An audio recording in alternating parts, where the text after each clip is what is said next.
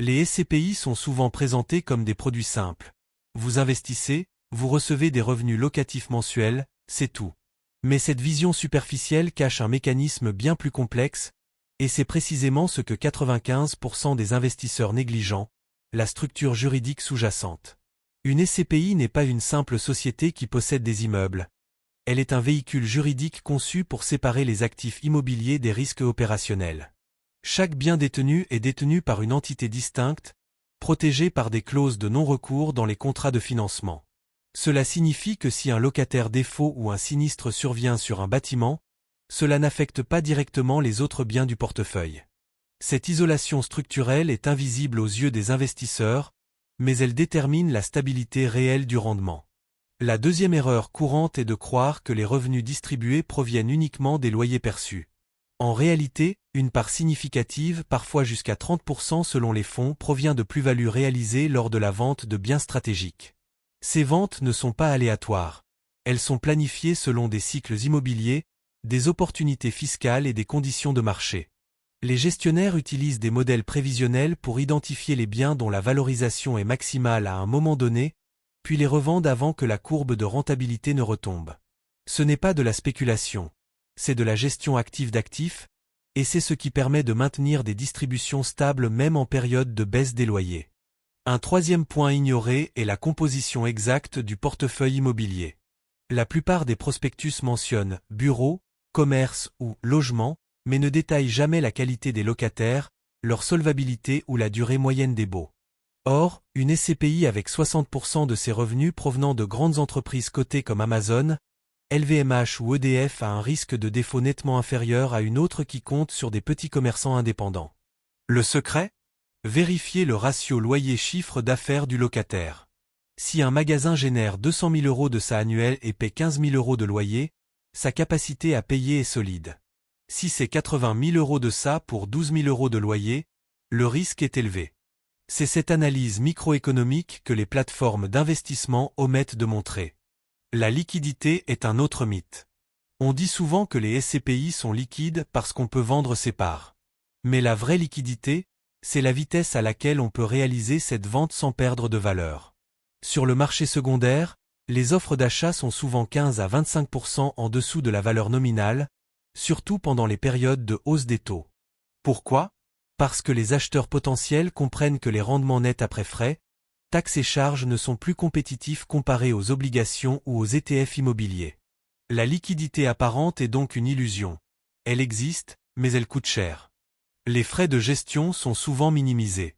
On voit des annonces disant 1,5% par an, mais ce chiffre ne comprend pas les frais d'acquisition, les commissions de placement, les frais de gestion de trésorerie, ni les coûts de renégociation de bail. En réalité, le coût total annuel peut atteindre 2,8 à 3,2% et ces frais sont prélevés quotidiennement, même quand le bien est vacant. Un portefeuille avec 40% de vacances locatives génère toujours des frais fixes. Ce n'est pas une exception, c'est la norme dans les SCPI à forte concentration géographique. Il faut donc calculer le rendement net après tous les frais, pas seulement le rendement brut annoncé. Le rôle du gestionnaire est souvent surestimé. On pense qu'il choisit les biens les plus rentables. En réalité, son principal objectif est de respecter les mandats contractuels. Diversification sectorielle, géographique, taille des biens, et conformité réglementaire. Il ne peut pas acheter un bien résidentiel à Marseille s'il est limité à 20% d'actifs en région sud. Il ne peut pas acheter un immeuble de plus de 10 millions d'euros s'il est soumis à un seuil de 5 millions. Ces contraintes sont inscrites dans les statuts, et elles limitent fortement sa liberté d'action. Ce n'est pas un hedge fund, c'est un gestionnaire contraint par des règles strictes, souvent plus restrictives que celles des fonds d'investissement classiques. La fiscalité est mal comprise. Beaucoup pensent que les revenus des SCPI sont traités comme des dividendes. Ce n'est pas vrai. Ils sont considérés comme des revenus fonciers, soumis à l'impôt sur le revenu plus prélèvements sociaux, et déclarés dans la case 4B A du formulaire 2094. Ce qui signifie que les pertes locatives sur un bien peuvent être compensées avec les gains d'un autre bien dans le même portefeuille, une opportunité fiscale rarement exploitée. De plus, certains fonds permettent de déduire les intérêts d'emprunt si vous avez financé votre achat à crédit, ce qui peut réduire significativement la base imposable. Mais cette information est rarement mise en avant, car elles nécessitent une déclaration complexe. La structure de capitalisation des paraît cruciale. Les SCPI ne sont pas évalués comme des actions. Leur prix est fixé par une méthode de valorisation en flux actualisé DCF, basée sur les revenus futurs attendus, les taux d'actualisation appliqués par le gestionnaire et les hypothèses de revente. Ces hypothèses varient d'un fonds à l'autre. Certaines SCPI utilisent un taux d'actualisation de 5%, d'autres 7%. Un changement de 1% peut faire varier la valeur de la part de 10 à 15% et ce n'est pas transparent pour l'investisseur. Il ne voit que le prix, pas la méthode. Or, deux SCPI avec le même rendement affiché peuvent avoir des valeurs intrinsèques très différentes selon leurs hypothèses de calcul. Les garanties de rendement sont souvent trompeuses. On lit « rendement garanti à 4,5% pendant 3 ans ». Mais ce n'est pas une garantie de paiement, c'est une promesse de distribution minimale si les revenus le permettent. Si les loyers baissent, le gestionnaire peut réduire la distribution, mais il ne peut pas aller en dessous du minimum contractuel. Ce qui est garanti, c'est le seuil bas, pas le niveau réel. Et ce seuil est souvent couvert par des provisions financières internes, pas par des revenus réels. Autrement dit, le rendement garanti est souvent alimenté par du capital, pas par des loyers. C'est une forme de redistribution interne, pas une performance durable. La transparence des rapports annuels est limitée. Les documents fournis sont rédigés pour rassurer, pas pour informer. Les indicateurs clés comme le taux de vacances trimestriel, le délai moyen de relocation ou la proportion de baux renouvelés à des taux supérieurs à l'inflation sont rarement publiés. Ce que vous voyez, c'est un résumé marketing. Ce que vous ne voyez pas, c'est la réalité opérationnelle. Pour obtenir les vraies données, il faut demander les annexes techniques, les rapports de gestion détaillés, et parfois même les contrats de location anonymisés. C'est là que se trouve la véritable différence entre un investisseur passif et un investisseur informé. Les SCPI sont souvent présentés comme des produits simples. Vous investissez, vous recevez des revenus locatifs mensuels, c'est tout. Mais cette vision superficielle cache un mécanisme bien plus complexe, et c'est précisément ce que 95% des investisseurs négligent, la structure juridique sous-jacente. Une SCPI n'est pas une simple société qui possède des immeubles. Elle est un véhicule juridique conçu pour séparer les actifs immobiliers des risques opérationnels. Chaque bien détenu est détenu par une entité distincte, protégée par des clauses de non-recours dans les contrats de financement. Cela signifie que si un locataire défaut ou un sinistre survient sur un bâtiment, cela n'affecte pas directement les autres biens du portefeuille. Cette isolation structurelle est invisible aux yeux des investisseurs, mais elle détermine la stabilité réelle du rendement. La deuxième erreur courante est de croire que les revenus distribués proviennent uniquement des loyers perçus. En réalité, une part significative, parfois jusqu'à 30% selon les fonds, provient de plus-values réalisées lors de la vente de biens stratégiques. Ces ventes ne sont pas aléatoires. Elles sont planifiées selon des cycles immobiliers, des opportunités fiscales et des conditions de marché. Les gestionnaires utilisent des modèles prévisionnels pour identifier les biens dont la valorisation est maximale à un moment donné, puis les revendent avant que la courbe de rentabilité ne retombe. Ce n'est pas de la spéculation, c'est de la gestion active d'actifs, et c'est ce qui permet de maintenir des distributions stables même en période de baisse des loyers. Un troisième point ignoré est la composition exacte du portefeuille immobilier. La plupart des prospectus mentionnent bureaux, commerce ou logement, mais ne détaillent jamais la qualité des locataires, leur solvabilité ou la durée moyenne des baux. Or, une SCPI avec 60% de ses revenus provenant de grandes entreprises cotées comme Amazon, LVMH ou EDF a un risque de défaut nettement inférieur à une autre qui compte sur des petits commerçants indépendants. Le secret ? Vérifiez le ratio loyer-chiffre d'affaires du locataire. Si un magasin génère 200 000 € de sa annuelle et paie 15 000 € de loyer, sa capacité à payer est solide. Si c'est 80 000 € de ça pour 12 000 € de loyer, le risque est élevé. C'est cette analyse microéconomique que les plateformes d'investissement omettent de montrer. La liquidité est un autre mythe. On dit souvent que les SCPI sont liquides parce qu'on peut vendre ses parts. Mais la vraie liquidité, c'est la vitesse à laquelle on peut réaliser cette vente sans perdre de valeur. Sur le marché secondaire, les offres d'achat sont souvent 15 à 25% en dessous de la valeur nominale, surtout pendant les périodes de hausse des taux. Pourquoi ? Parce que les acheteurs potentiels comprennent que les rendements nets après frais, taxes et charges ne sont plus compétitifs comparés aux obligations ou aux ETF immobiliers. La liquidité apparente est donc une illusion. Elle existe, mais elle coûte cher. Les frais de gestion sont souvent minimisés. On voit des annonces disant 1,5% par an, mais ce chiffre ne comprend pas les frais d'acquisition, les commissions de placement, les frais de gestion de trésorerie, ni les coûts de renégociation de bail. En réalité, le coût total annuel peut atteindre 2,8 à 3,2% et ces frais sont prélevés quotidiennement, même quand le bien est vacant. Un portefeuille avec 40% de vacances locatives génère toujours des frais fixes. Ce n'est pas une exception, c'est la norme dans les SCPI à forte concentration géographique. Il faut donc calculer le rendement net après tous les frais, pas seulement le rendement brut annoncé. Le rôle du gestionnaire est souvent surestimé.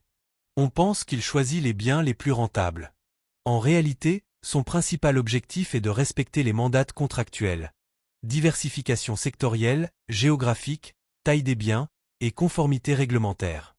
Il ne peut pas acheter un bien résidentiel à Marseille s'il est limité à 20% d'actifs en région sud. Il ne peut pas acheter un immeuble de plus de 10 millions d'euros s'il est soumis à un seuil de 5 millions. Ces contraintes sont inscrites dans les statuts, et elles limitent fortement sa liberté d'action. Ce n'est pas un hedge fund, c'est un gestionnaire contraint par des règles strictes, souvent plus restrictives que celles des fonds d'investissement classiques. La fiscalité est mal comprise. Beaucoup pensent que les revenus des SCPI sont traités comme des dividendes. Ce n'est pas vrai. Ils sont considérés comme des revenus fonciers, soumis à l'impôt sur le revenu plus prélèvements sociaux, et déclarés dans la case 4B à du formulaire 2094. Ce qui signifie que les pertes locatives sur un bien peuvent être compensées avec les gains d'un autre bien dans le même portefeuille, une opportunité fiscale rarement exploitée. De plus, certains fonds permettent de déduire les intérêts d'emprunt si vous avez financé votre achat à crédit, ce qui peut réduire significativement la base imposable. Mais cette information est rarement mise en avant, car elle nécessite une déclaration complexe. La structure de capitalisation paraît cruciale. Les SCPI ne sont pas évalués comme des actions. Leur prix est fixé par une méthode de valorisation en flux actualisé DCF, basée sur les revenus futurs attendus, les taux d'actualisation appliqués par le gestionnaire et les hypothèses de revente. Ces hypothèses varient d'un fonds à l'autre. Certaines SCPI utilisent un taux d'actualisation de 5%, d'autres 7%. Un changement de 1% peut faire varier la valeur de la part de 10 à 15% et ce n'est pas transparent pour l'investisseur. Il ne voit que le prix, pas la méthode. Or, deux SCPI avec le même rendement affiché peuvent avoir des valeurs intrinsèques très différentes selon leurs hypothèses de calcul. Les garanties de rendement sont souvent trompeuses. On lit « rendement garanti à 4,5% pendant 3 ans ». Mais ce n'est pas une garantie de paiement, c'est une promesse de distribution minimale si les revenus le permettent. Si les loyers baissent, le gestionnaire peut réduire la distribution, mais il ne peut pas aller en dessous du minimum contractuel. Ce qui est garanti, c'est le seuil bas, pas le niveau réel. Et ce seuil est souvent couvert par des provisions financières internes, pas par des revenus réels. Autrement dit, le rendement garanti est souvent alimenté par du capital, pas par des loyers. C'est une forme de redistribution interne, pas une performance durable. La transparence des rapports annuels est limitée. Les documents fournis sont rédigés pour rassurer, pas pour informer. Les indicateurs clés comme le taux de vacances trimestriel, le délai moyen de relocation, ou la proportion de baux renouvelés à des taux supérieurs à l'inflation sont rarement publiés. Ce que vous voyez, c'est un résumé marketing. Ce que vous ne voyez pas, c'est la réalité opérationnelle. Pour obtenir les vraies données, il faut demander les annexes techniques, les rapports de gestion détaillés, et parfois même les contrats de location anonymisés. C'est là que se trouve la véritable différence entre un investisseur passif et un investisseur informé. Les biens anciens posent des problèmes cachés. Une SCPI peut acheter un bâtiment des années 70 à prix réduit, mais les coûts de rénovation énergétique obligatoire RT 2020 et RE 2020 peuvent représenter 25 à 40% de la valeur du bien. Ces travaux ne sont pas financés par les loyers, mais par des réserves internes. Si les réserves sont faibles, la distribution aux investisseurs sera réduite pour financer les travaux. Ce n'est pas un risque théorique, c'est une réalité opérationnelle quotidienne. Et pourtant, les prospectus parlent de « bonnes opportunités d'achat » sans mentionner les coûts cachés. Les zones géographiques à risque sont souvent masquées. Une SCPI peut afficher « présence nationale », mais 60% de ses actifs sont en Île-de-France, 20% en Rhône-Alpes et 20% dans des départements en déclin comme l'Aube ou les Ardennes. Les rendements moyens sont tirés vers le haut par les zones riches, tandis que les zones faibles pèsent sur la performance globale. Les rapports annuels ne décomposent pas les performances par région. Il faut consulter les annexes techniques pour voir où vos euros sont vraiment placés. La qualité des équipements impacte directement la rétention des locataires. Un bâtiment avec ascenseur moderne, accès handicapé, parking souterrain et système de climatisation performant a un taux de rotation de 3 à 5% par an. Celui sans ces équipements a un taux de 15 à 20%. Or, les SCPI qui investissent dans des bâtiments anciens ne rénovent pas systématiquement. Elles attendent que le bail expire pour faire des travaux à moindre coût. Pendant ce temps, le bien est moins attractif, les loyers stagnent et les recettes diminuent. C'est une stratégie de court terme, mais elle nuit à la performance à long terme. Enfin, la propriété foncière est un élément crucial. Certains biens sont acquis avec le terrain, d'autres seulement avec le bâti. Si vous n'êtes propriétaire que du bâtiment, le terrain appartient à un tiers. Dans ce cas, vous êtes exposé à une redevance annuelle, à une possible augmentation de loyer foncier ou à un refus de renouvellement du bail foncier. Cela peut réduire votre revenu de 20 à 30% d'un coup. Cette situation est rare, mais elle existe et elle est presque jamais mentionnée dans les supports de communication. L'investisseur pense qu'il possède un immeuble. En réalité, il possède un contrat de location sur un immeuble. Les frais affichés sur les sites de vente de SCPI sont une version simplifiée, destinée à rendre le produit attrayant. Le taux de gestion de 1,5% par an semble raisonnable jusqu'au moment où vous découvrez que ce n'est que la pointe de l'iceberg. Derrière ce chiffre, se cachent au moins 6 autres coûts invisibles qui réduisent votre rendement net de 1,2 à 2,1 points de pourcentage supplémentaire chaque année. Le premier est le frais d'acquisition, souvent appelé commission de placement. Il peut varier de 5 à 8% du montant investi, et il est prélevé dès le premier jour. Ce n'est pas un coût annuel, c'est un coût unique, mais il est amorti sur plusieurs années dans les comptes. Pour un investissement de 100 000 €, cela représente 6 000 € perdus immédiatement. Ce montant n'est pas remboursé, même si vous vendez plus tard. Il est simplement intégré dans le prix de la part, ce qui fait que votre première distribution est déjà réduite de 6% avant même d'avoir touché 1 euro. Le deuxième coût est celui de la trésorerie. Les SCPI gardent des liquidités pour faire face aux imprévus, vacances locatives, travaux urgents, paiement des impôts. Ces liquidités sont placées sur des comptes à faible rendement 0,1 à 0,5%, alors que le rendement global du fonds est de 4 à 5%. Cette différence entre le rendement du portefeuille et le rendement des liquidités représente une perte annuelle de 0,4 à 0,8%. Elle est invisible, car elle n'est pas listée comme frais, elle est intégrée dans le rendement net. Le troisième coût est lié aux frais de renégociation de bail. Chaque fois qu'un bail expire, le gestionnaire doit négocier un nouveau loyer. Cette opération implique des honoraires d'expertise immobilière, des études de marché, des audits juridiques, et parfois même des campagnes de recherche de locataires. Ces coûts varient de 1 500 cents à 8 000 € par bien, selon la taille.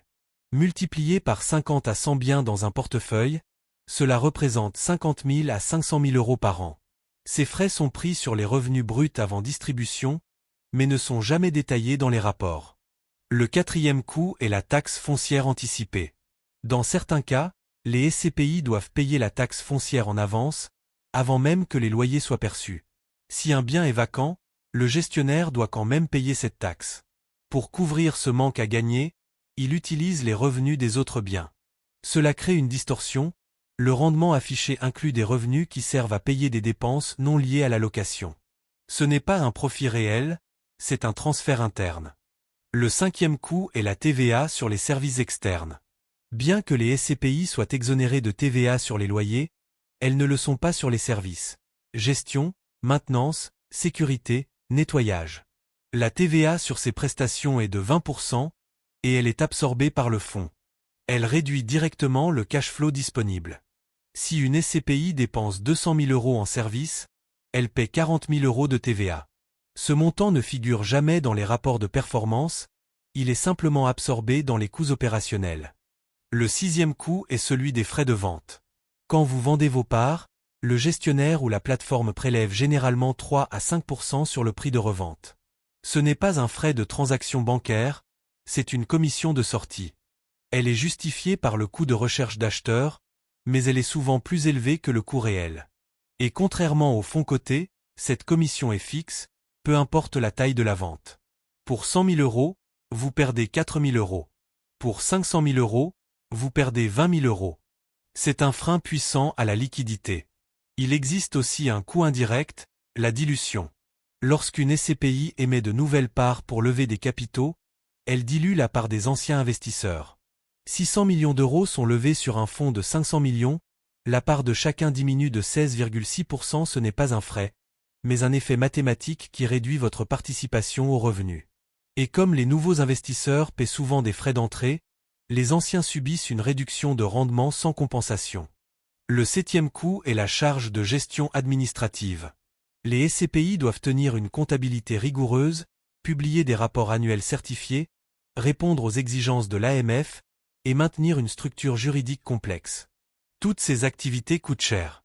Elles représentent environ 0,3 à 0,6% du montant total du fonds chaque année. Ce n'est pas un coût direct, mais il est intégré dans les frais de gestion.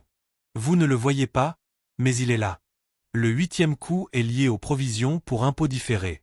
Si un bien est vendu avec plus-value, la SCPI doit provisionner l'impôt sur les sociétés, même si elle ne l'a pas encore payé.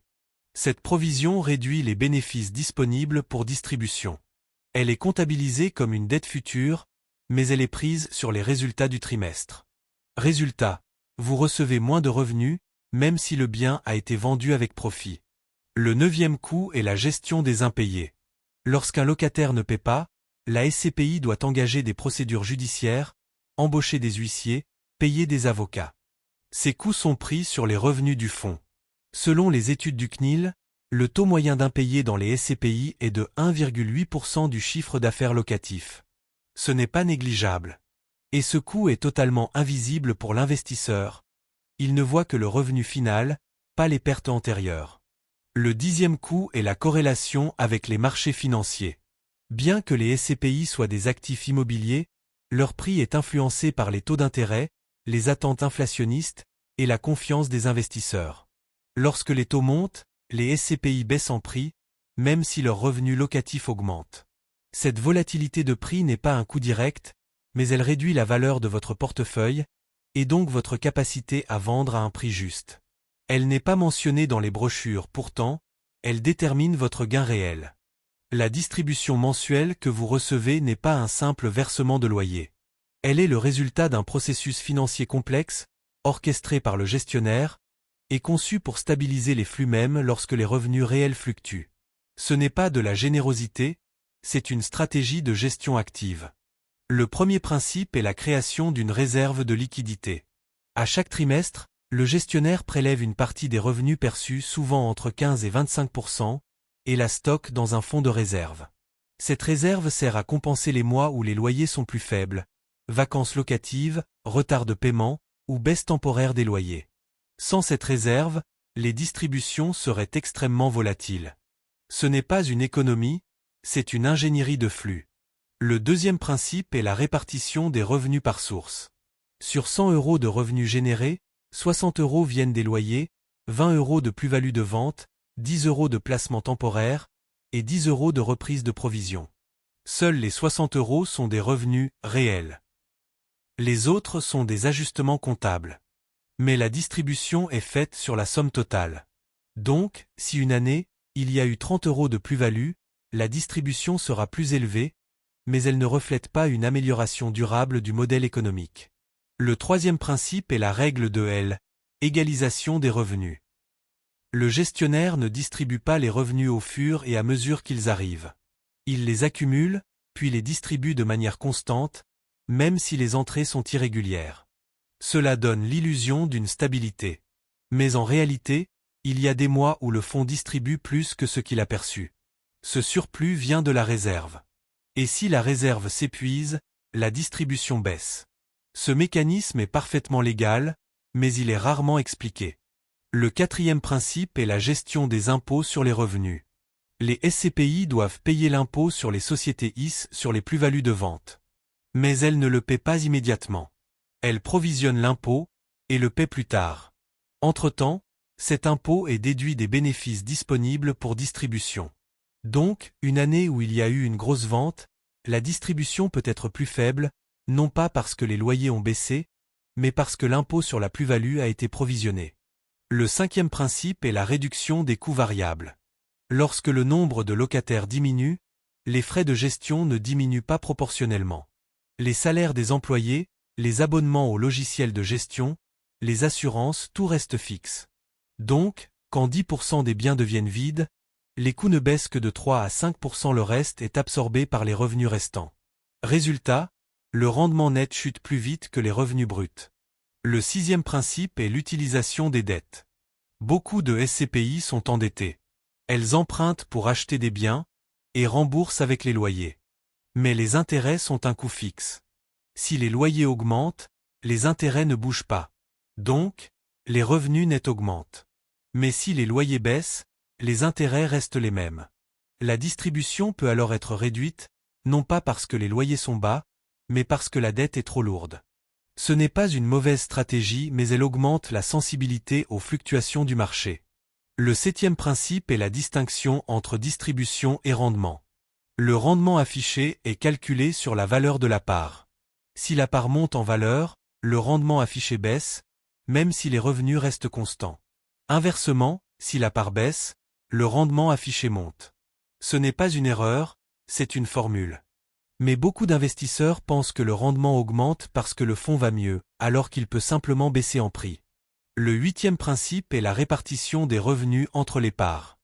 Les parts ne sont pas toutes identiques. Certaines SCPI émettent des parts ordinaires et des parts privilégiées. Les parts privilégiées ont droit à une priorité de distribution, mais avec un rendement plus faible. Les ordinaires reçoivent le reste. Cela signifie que si les revenus sont faibles, les détenteurs de parts ordinaires reçoivent moins.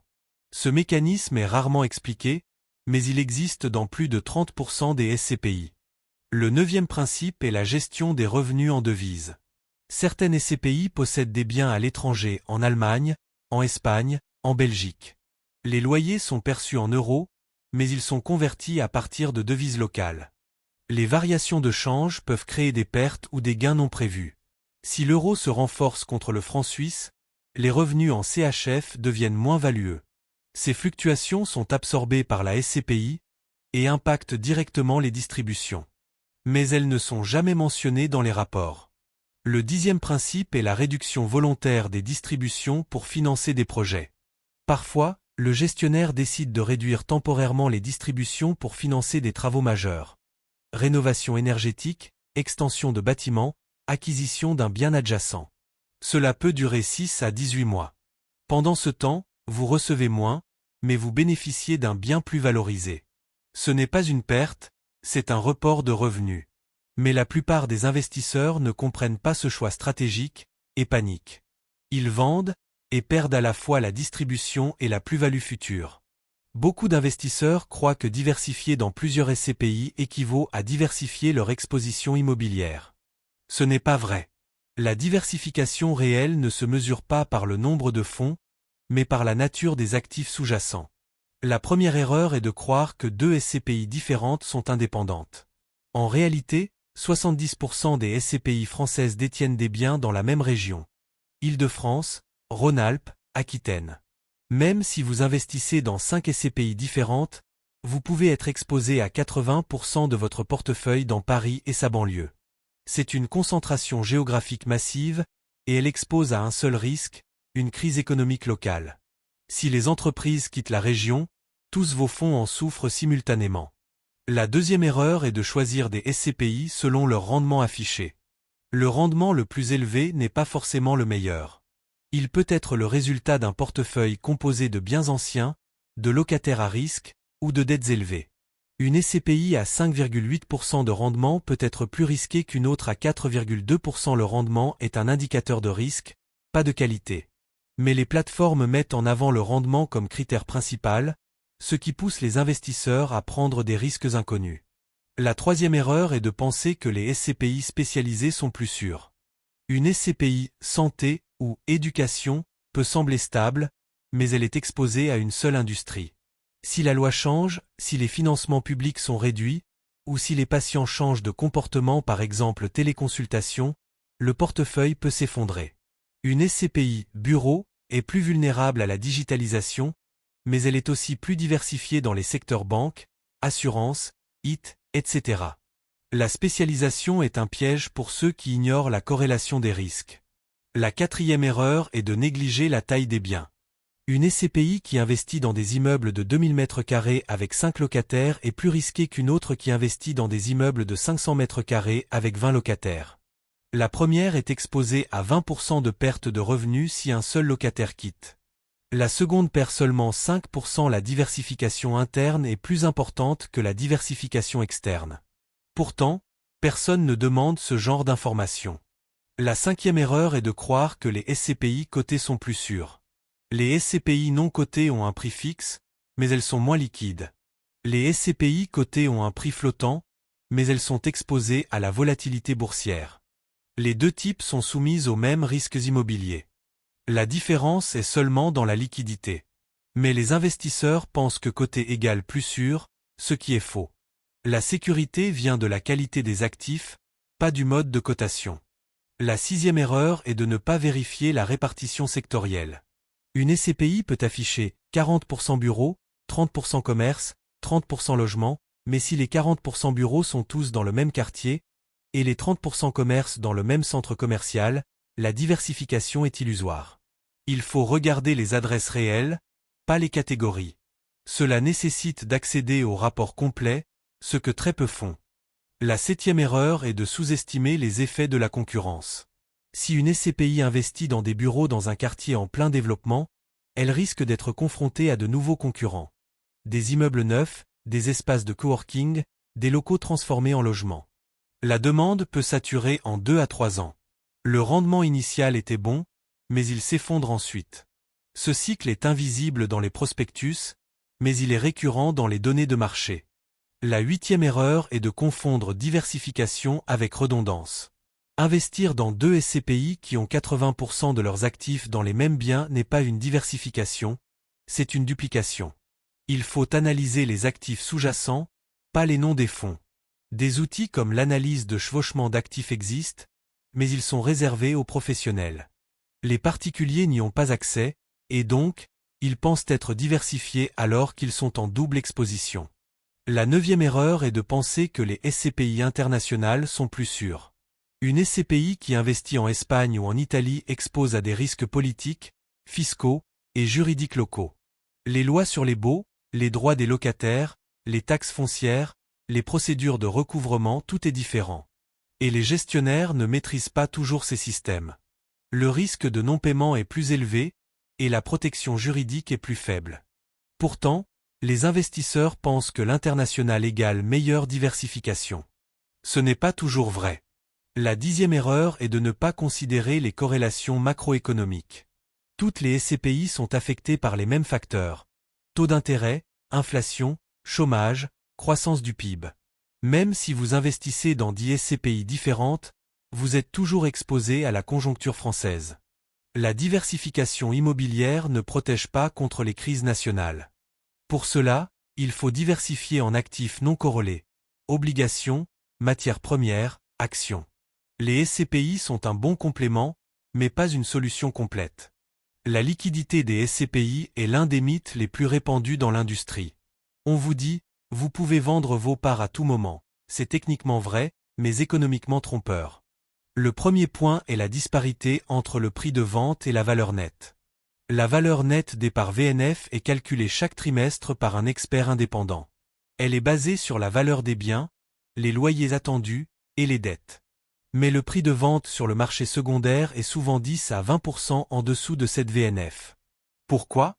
Parce que les acheteurs savent que les frais de gestion continueront, que les loyers peuvent baisser et que la liquidité est limitée. Ils paient moins pour compenser ce risque. Le deuxième point est la lenteur des transactions. Même si vous trouvez un acheteur, le processus prend entre 30 et 90 jours. Il faut valider les documents, vérifier les antécédents, signer les contrats et transmettre les fonds. Pendant ce temps, vous ne percevez plus de revenus. Si vous avez besoin d'argent rapidement, vous êtes bloqué. La liquidité est un droit, mais pas une garantie de rapidité. Le troisième point est la perte de valeur en période de taux élevés. Lorsque les taux d'intérêt augmentent, les investisseurs recherchent des alternatives plus liquides et plus rémunératrices. Obligations, livrets, ETF. Les SCPI perdent de l'attractivité et leur prix chute. Même si vos revenus locatifs augmentent, votre capital diminue. C'est une inversion du lien traditionnel entre taux et immobilier. Les SCPI ne suivent pas les taux comme les obligations, elles les subissent. Le quatrième point est le manque de transparence du marché secondaire. Il n'existe pas de bourse officielle pour les SCPI. Les ventes se font via des plateformes privées, souvent avec des prix non publiés. Vous ne savez pas combien d'autres personnes veulent vendre, ni à quel prix. Vous êtes seul face au gestionnaire ou à la plateforme. Cela crée un déséquilibre d'information. Vous vendez à un prix fixé par eux, pas par le marché. Le cinquième point est la réduction des offres d'achat en période de crise. Pendant la crise de 2020, les offres d'achat ont chuté de 60% en 3 mois. Les acheteurs ont attendu que les prix baissent davantage. Ceux qui ont voulu vendre ont dû accepter des prix 25% en dessous de la VNF. Ce n'était pas une exception, c'est la norme. La liquidité s'effondre quand elle est la plus nécessaire. Le sixième point est le coût de la revente. La majorité des plateformes prélèvent 3 à 5% sur le prix de vente. Ce n'est pas un frais de transaction bancaire, c'est une commission de placement inverse. Elle est justifiée par le coût de recherche d'acheteurs, mais elle est souvent supérieure au coût réel. Et elle est appliquée même si vous vendez à un proche. Ce n'est pas une obligation légale, c'est une pratique commerciale. Le septième point est l'absence de garantie de prix.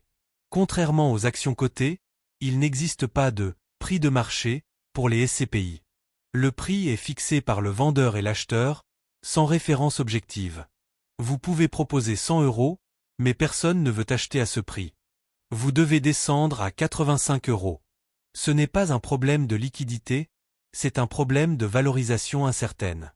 Le huitième point est la saturation du marché. Il y a maintenant plus de 200 SCPI en France. Beaucoup sont petites, avec moins de 100 millions d'euros d'actifs. Elles n'attirent pas d'acheteurs. Si vous investissez dans une SCPI de petite taille, vous risquez de ne jamais trouver d'acheteurs. La liquidité n'existe que pour les grands fonds.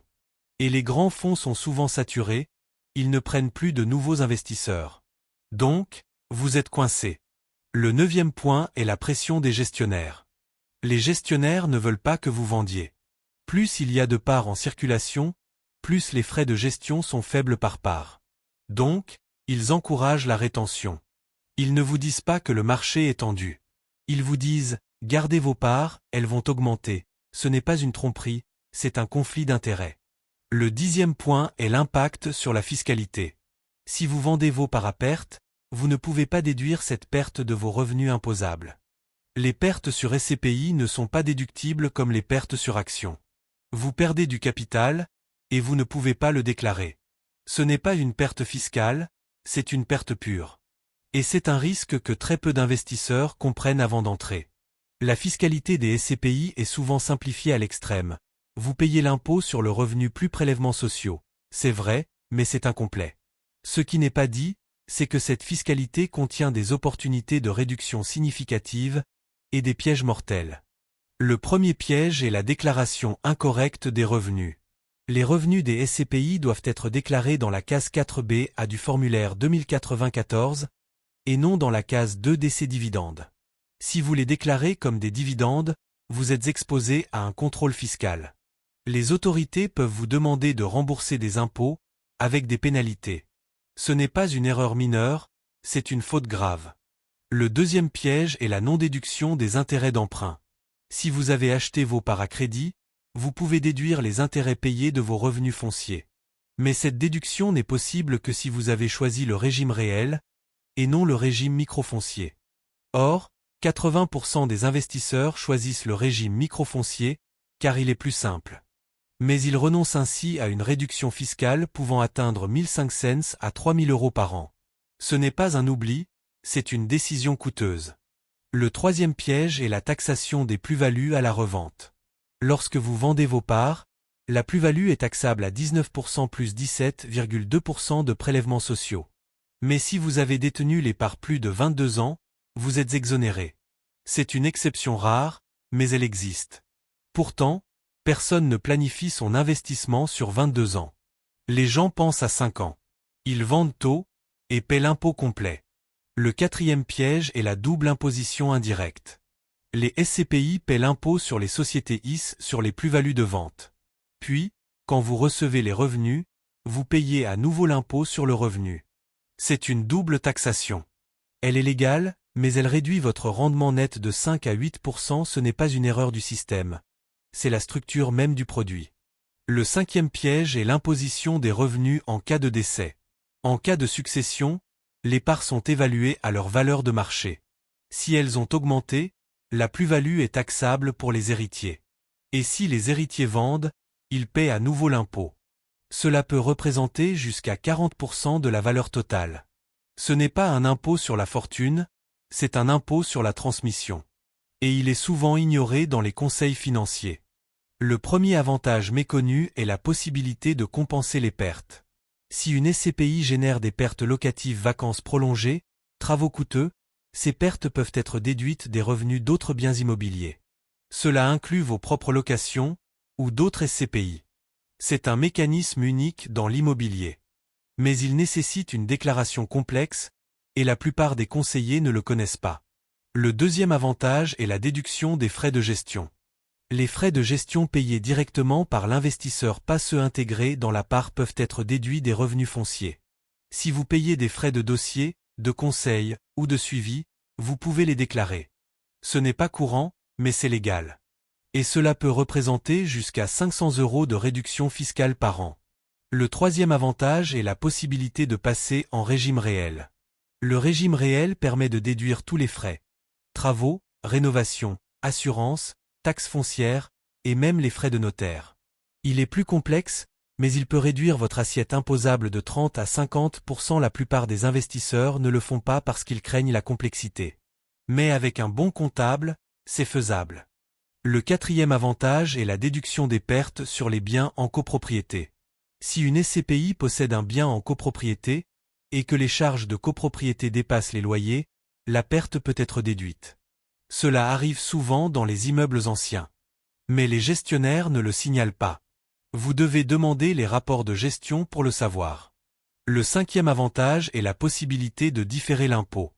Si vous vendez vos parts et réinvestissez immédiatement dans une autre SCPI, vous pouvez reporter la plus-value. Ce n'est pas une exonération, c'est un report. Mais il permet de repousser l'impôt de plusieurs années. Ce mécanisme est utilisé par les investisseurs institutionnels, mais rarement connu des particuliers. Le sixième avantage est la déduction des frais de conseil. Si vous avez utilisé un conseiller financier pour choisir votre SCPI, les frais payés à ce conseiller peuvent être déduits, à condition qu'ils soient facturés séparément. Ce n'est pas une déduction automatique, il faut les déclarer explicitement. Et très peu de conseillers vous disent ça. Le septième avantage est la possibilité de cumuler les déficits avec les revenus d'autres sources. Si vous avez des revenus de location personnelle, des revenus de SCI, ou des revenus de colocation, vous pouvez les compenser avec les pertes de SCPI. Cela peut réduire votre impôt global de plusieurs milliers d'euros. Mais cela nécessite une déclaration détaillée et un bon suivi comptable. Le huitième avantage est l'exonération partielle après 22 ans. Comme mentionné précédemment, si vous détenez les parts plus de 22 ans, la plus-value est exonérée. Cela signifie que vous pouvez vendre sans payer d'impôt.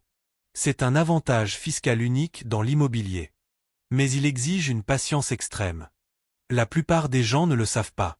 Le neuvième avantage est la possibilité de transférer les parts en donation. Si vous donnez vos parts à vos enfants, vous pouvez bénéficier d'un abattement de 100 000 € par parent. Et les frais de donation sont plus faibles que les frais de succession. C'est une stratégie de transmission efficace, mais elle est rarement utilisée, car les familles ne connaissent pas les options. Le dixième avantage est l'optimisation via les SCPI à fiscalité avantageuse. Certaines SCPI sont structurées pour réduire l'impôt sur les plus-values, notamment celles qui investissent dans des zones de revitalisation ZRR, ZFU. Elles bénéficient de déductions fiscales spécifiques. Mais ces informations sont dans les annexes techniques, pas dans les brochures. Il faut les chercher. Investir dans les SCPI n'est pas une question de rendement affiché, ni de facilité d'accès. C'est une question de compréhension profonde des mécanismes, de discipline et de patience. Voici la stratégie réelle, basée sur les données, les faits et les pratiques des investisseurs institutionnels. Premièrement, commencez par analyser la structure du fonds, pas son rendement. Consultez les rapports annuels complets, les annexes techniques et les fichiers Excel de répartition des actifs. Ne vous fiez pas aux sites de vente. Demandez les adresses réelles des biens, les durées de bail, les scores de solvabilité des locataires et les niveaux de vacances trimestriels. Si le gestionnaire refuse de vous fournir ces données, passez votre chemin. La transparence est le premier critère de qualité. Deuxièmement, privilégiez les SCPI à forte diversification interne. Privilégiez celles qui ont plus de 50 biens, avec moins de 3% de revenus provenant d'un seul locataire. Évitez celles qui ont plus de 15% de leur portefeuille dans un seul secteur. La diversification est votre meilleure protection contre les chocs sectoriels. Et elle est rarement présente dans les fonds populaires. Troisièmement, choisissez des SCPI avec des baux courts et révisables. Un bail de 3 à 6 ans avec révision annuelle à l'inflation est plus résilient qu'un bail de 9 ans figé. Les loyers s'ajustent à l'inflation réelle, ce qui protège votre pouvoir d'achat. C'est un facteur décisif, mais invisible pour les investisseurs non experts. Quatrièmement, évitez les SCPI à fort endettement. Une dette supérieure à 40% du portefeuille augmente la sensibilité au taux d'intérêt. Si les taux montent, les coûts de financement augmentent et la distribution baisse. Privilégiez les fonds avec une dette inférieure à 30%, leur performance est plus stable, même en période de crise. Cinquièmement, investissez avec un horizon de 10 à 15 ans minimum. Les SCPI ne sont pas des produits à court terme. Leur rendement se construit sur la longue durée, grâce à la valorisation des actifs, à la réduction des coûts opérationnels et à la stabilisation des loyers. Vendre avant 5 ans, c'est accepter de payer les frais d'entrée sans bénéficier des gains. Attendez. Sixièmement, utilisez le régime réel pour déduire tous vos frais. Ne vous contentez pas du microfoncier. Passez en régime réel, déclarez vos frais de gestion, vos travaux, vos assurances et vos intérêts d'emprunt. Cela peut réduire votre impôt de 20 à 40%, c'est une économie réelle, et elle est légale. Septièmement, diversifiez vos investissements. N'allez pas mettre 100% de votre épargne dans les SCPI. Utilisez-les comme un pilier parmi d'autres, obligations, ETF immobiliers, actions et épargne liquide. Les SCPI sont un excellent outil de diversification, mais pas une solution complète. Huitièmement, surveillez les indicateurs clés chaque trimestre. Le taux de vacances, le taux de renouvellement des baux, le niveau de provision pour impôts et le ratio dette-fonds propres. Ces données sont publiées. Apprenez à les lire. Vous n'avez pas besoin d'être analyste, vous avez besoin d'être vigilant. Neuvièmement, ne laissez pas la peur vous empêcher d'investir. Les SCPI ont traversé des crises, des hausses de taux, des pandémies. Elles ont continué à distribuer. Elles ont récupéré. Elles continueront. Ce n'est pas un placement sans risque, mais c'est un placement avec une trajectoire prévisible. Dixièmement, agissez avec intelligence, pas avec émotion. Ne vendez pas parce que le prix baisse. Ne vendez pas parce que quelqu'un vous dit que c'est dangereux. Analysez les données. Réévaluez votre stratégie. Et si le fonds est toujours solide, continuez. La richesse se construit par la constance, pas par la réaction. Si vous avez lu jusqu'ici, vous avez dépassé 98% des investisseurs. Vous ne vous contentez pas des slogans. Vous cherchez la vérité. Abonnez-vous à cette chaîne pour recevoir chaque semaine des analyses techniques, des décryptages de rapports et des méthodes concrètes pour investir sans piège. Likez cette vidéo si vous avez appris quelque chose que personne ne vous a dit.